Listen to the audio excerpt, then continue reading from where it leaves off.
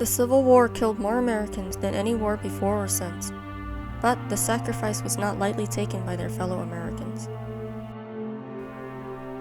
After the war, thousands of Americans tenderly decorated the graves of the fallen in the first Decoration Day. Eventually, this became known as Memorial Day.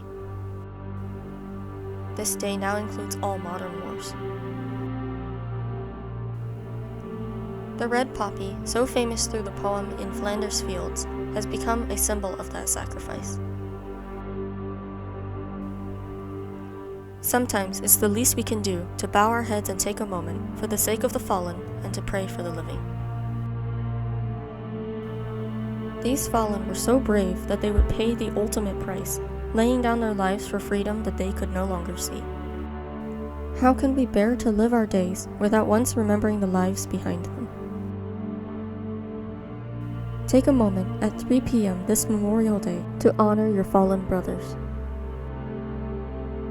There is more to patriotism than flag waving and Yankee Doodle. There is a sobering side urging us not to forget our soldiers. They will be faithful forever. Most ironically, freedom is not free. Let us not be disheartened, feeling we are undeserving of such ultimate sacrifice. They gave all that we may live safe and free. We are fortunate to be Americans. We are not bound by race or any unattainable thing. Our nation is made from our mindset. I do believe around the globe are many American hearts. They just haven't come here yet. This mindset and its fervor differs from anything ever before devised by man. You'll recognize this quote. 77 years ago, our fathers brought forth on this continent a new nation, conceived in liberty, and dedicated to the proposition that all men are created equal. Our country was made to be that city shining on a hill, and still they say all men are created equal.